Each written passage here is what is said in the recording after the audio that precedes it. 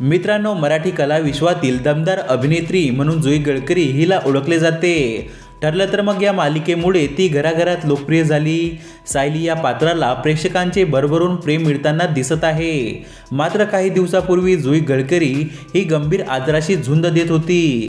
नुकतंच तिने या काळात तिला आलेल्या अडचणी आणि त्यावर केलेली मात याबद्दल तिने भाष्य केले आहे. जुई गडकरीने नुकतंच लोकमत फिल्मीला मुलाखत दिली. या मुलाखतीमध्ये जुई म्हणाली, वयाच्या 27व्या वर्षी मला डॉक्टरने सांगितलं की तू आई होऊ शकणार नाहीस.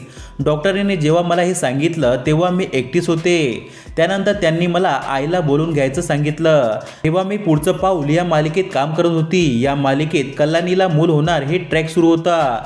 एकीकडे माझ्या खऱ्या आयुष्यात बाळ होणार नाही आणि दुसरीकडे मला आईची भूमिका साकारायची आहे.